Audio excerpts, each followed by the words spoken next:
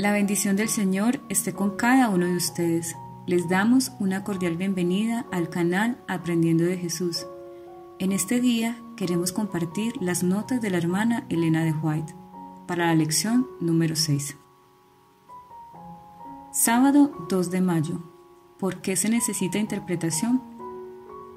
La fe es el primer peldaño en la escalera del progreso. Sin fe es imposible agradar a Dios. Sin embargo, muchos se detienen en este escalón y nunca ascienden más. Les parece que una vez que han profesado aceptar a Cristo, cuando sus nombres están inscritos en el libro de la iglesia, su obra está consumada. La fe es esencial, pero la palabra inspirada dice: mostrad en vuestra fe virtud. Los que procuran conseguir la vida eterna y un lugar en el reino de Dios deben echar el cimiento de la virtud para la edificación de su carácter. Jesús debe ser la principal piedra de ángulo. Hay que eliminar de la mente y la vida todas las cosas que contaminan el alma. Cuando se presentan las tentaciones, hay que resistirlas con la fuerza de Cristo. Debemos fundir en nuestro carácter la virtud del Inmaculado Cordero de Dios, para que el alma pueda estar fundada en su integridad. Mi vida hoy, página 99. La Biblia es el mejor libro del mundo para dar cultura intelectual. Su estudio ejercita la mente, fortalece la memoria y aguza el intelecto más que el estudio de todos los temas abarcados por la filosofía humana. En el gran conflicto que vamos a tener que afrontar, el que quiera mantenerse fiel a Cristo deberá penetrar más hondo que las opiniones y doctrinas de los hombres. Mi mensaje es este: observa celosamente vuestras horas de oración, estudio de la Biblia y examen de conciencia. Poned aparte una porción de cada día para estudiar las Escrituras y comulgar con Dios. Así obtendréis fuerza espiritual y creceréis en el favor de Dios. Él solo puede darnos aspiraciones nobles. Él solo puede moldear el carácter según la semejanza divina. Acercaos a Él en oración ferviente, y Él llenará vuestros corazones de propósitos elevados y santos y de profundos y fervientes anhelos de pureza y claridad de pensamiento. Obreros Evangélicos, página 105. Una fe tal es lo que se necesita en el mundo hoy. Una fe que se aferre a las promesas de la palabra de Dios y se niegue a renunciar a ellas antes que el cielo oiga. Una fe tal nos relaciona estrechamente con el cielo y nos imparte fuerza para luchar con las potestades de las tinieblas. Por la fe, los hijos de Dios ganaron reinos, obraron justicia, alcanzaron promesas, taparon las bocas de leones, apagaron fuegos impetuosos, evitaron filo de cuchillo, convalecieron de enfermedades, fueron hechos fuertes en batallas, trastornaron campos de extraños. Hebreos 11, 33 al 34.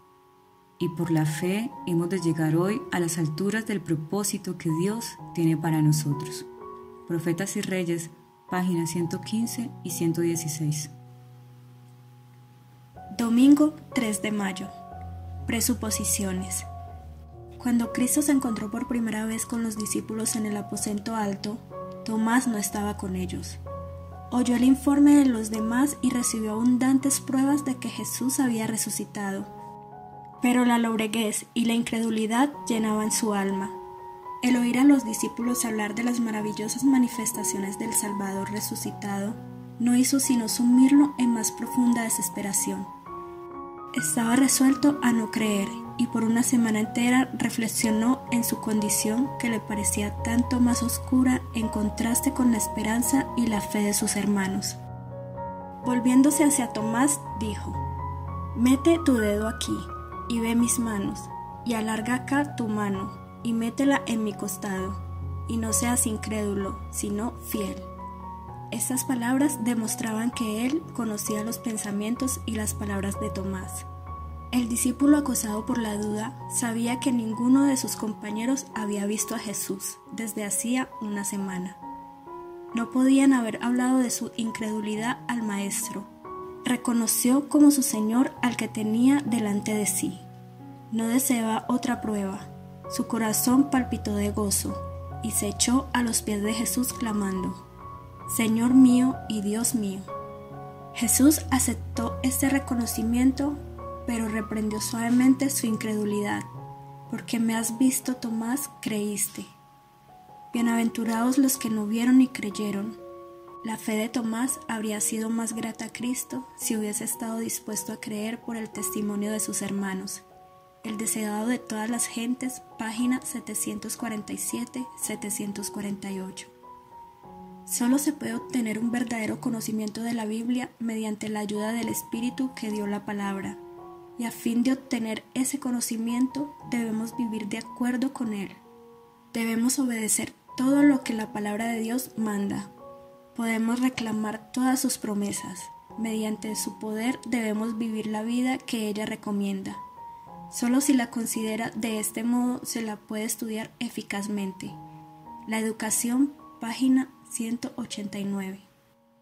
En el estudio de la palabra, dejen en la puerta de la investigación sus opiniones preconcebidas y sus ideas heredadas del ambiente y cultivadas individualmente. Nunca descubrirán la verdad si estudian las Escrituras para vindicar sus propias ideas. Dejen estas ideas en la puerta y acérquense con el corazón compungido para oír lo que el Señor tiene que decirles. Al sentarse el humilde indagador de la verdad a los pies de Jesús para aprender de Él. La palabra le da entendimiento. Cristo dice a los que son demasiado sabios en su propio concepto para estudiar la Biblia. Si quieren hacerse sabios para la salvación, deben hacerse mansos y humildes de corazón. No lean la palabra a la luz de opiniones anteriores. Investíguenla, en cambio, cuidadosamente y con oración, con una mente libre de prejuicios. Si al leerla se produce la convicción y ven que las opiniones que han acariciado no están en armonía con la palabra, no traten de hacer concordar la palabra con esas opiniones. Hagan concordar sus opiniones con la palabra. No permitan que lo que han creído o practicado en lo pasado gobierne el entendimiento. Abran los ojos de su mente para contemplar maravillas en la ley. Descubran lo que está escrito y después afirmen sus pies en la roca eterna. Mensajes para los jóvenes, página 183-184. Lunes 4 de mayo. Traducción e interpretación. La Biblia es su propio intérprete. Debe compararse texto con texto. El estudiante debería aprender a considerar la Biblia como un todo y ver la relación que existe entre sus partes. Debería adquirir el conocimiento de su gran tema central, del propósito original de Dios hacia el mundo, del comienzo de la gran controversia y de la obra de la redención. Debería comprender la naturaleza de los principios que luchan por la supremacía y aprender a rastrear su obra a través de las crónicas de la historia y la profecía hasta la gran culminación. Debería verificar cómo interviene este conflicto en todos los aspectos de la vida humana, cómo en su mismo caso cada acto de su vida revela uno u otro de esos dos motivos antagónicos, y cómo, consciente o inconscientemente, ahora mismo está diciendo en qué lado de la contienda se va a encontrar. La educación, página 190. Mientras los discípulos estaban cerca, Juan volvió a ver a Jesús entre el pueblo. Otra vez se iluminó el rostro del profeta con la gloria del invisible, mientras exclamaba: «He aquí el Cordero de Dios». Las palabras conmovieron el corazón de los discípulos. Ellos no las comprendían plenamente. ¿Qué significaba el nombre que Juan le había dado? ¿Cordero de Dios? Juan mismo no lo había explicado. Si Juan y Andrés hubiesen estado dominados por el espíritu incrédulo de los sacerdotes y gobernantes, no se habrían presentado como discípulos a los pies de Jesús. Habrían venido a él como críticos para juzgar sus palabras. Muchos cierran así la puerta a las oportunidades más preciosas. No sucedió así con estos primeros discípulos. Habían respondido al llamamiento del Espíritu Santo, manifestado en la predicación de Juan el Bautista. Ahora reconocían la voz del Maestro Celestial. Para ellos, las palabras de Jesús estaban llenas de refrigerio, verdad y belleza. Una iluminación divina se derramaba sobre las enseñanzas de las Escrituras del Antiguo Testamento. Los multilaterales temas de la verdad se destacaban con una nueva luz. El deseado de todas las gentes, página 113. La revelación no es la creación ni la invención de algo nuevo, sino la manifestación de algo que antes que fuera revelado era desconocido para los seres humanos. Las grandes y eternas verdades contenidas en el Evangelio son reveladas mediante la investigación diligente y la humillación de nuestro ser delante de Dios. Tenemos un Maestro divino que guía la mente del humilde buscador de la verdad, y mediante la dirección del Espíritu Santo recibe la revelación de las verdades de la palabra. Y ningún conocimiento de la verdad puede ser más acertado y eficiente que cuando se es conducido así a toda verdad. Mediante la interpretación del Espíritu Santo comprenderemos la palabra de Dios. Se nos amonesta a buscar la verdad como si estuviéramos buscando un tesoro escondido. Exaltada Jesús, página 175. Martes 5 de mayo. La Biblia y la cultura. El apóstol Pablo tenía todos los privilegios de un ciudadano romano. No iba a la saga en la educación hebrea, pues había aprendido a los pies de Gamaliel. Pero todo eso no lo capacitaba para alcanzar la norma más elevada. A pesar de toda su educación científica y literaria, estaba hasta que Cristo se lo reveló en una oscuridad tan completa como muchos de sus días. Pablo llegó a estar plenamente convencido de que conocer a Jesucristo mediante un conocimiento experimental era para su bien presente y eterno. La costumbre de Pablo había sido adoptar un estilo oratorio en su predicación. Era un hombre capaz para hablar ante reyes, ante los grandes y eruditos hombres de Atenas, y su conocimiento intelectual con frecuencia le era de valor en la preparación del camino para el Evangelio. Trató de hacer cesto en Atenas haciendo frente a la elocuencia con elocuencia, a la filosofía con filosofía y a la lógica con lógica. Pero no alcanzó el éxito que había esperado. Sus conceptos posteriores lo indujeron a entender que había algo que necesitaba por encima de la sabiduría humana. Dios le enseñó que debía recibir algo superior a la sabiduría del mundo. Debía recibir su poder de una fuente más elevada, para convencer de sus culpas a los pecadores y convertirlos. El Espíritu de Dios debía participar de su obra y santificar cada progreso espiritual. Comentarios de Elena G. de White en Comentario Bíblico Adventista del Séptimo Día, tomo 6, página 1084.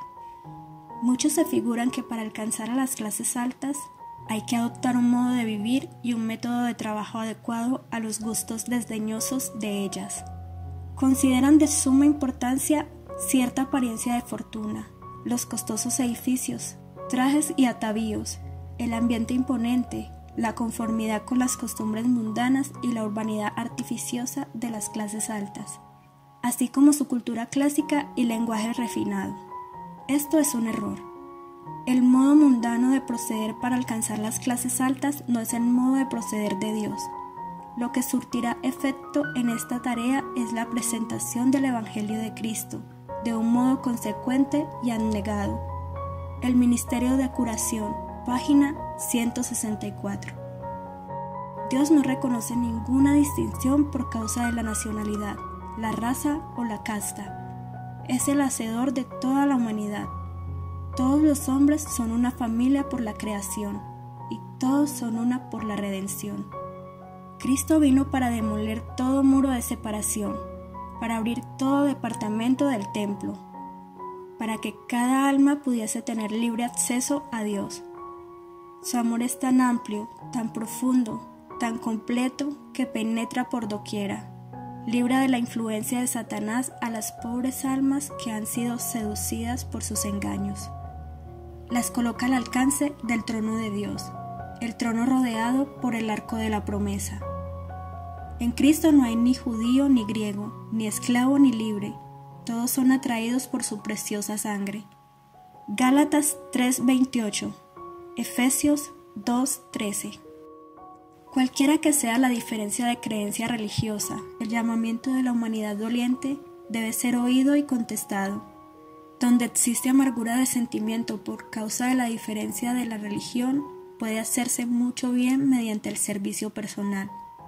El ministerio amante quebrantará el perjuicio y ganará las almas para Dios.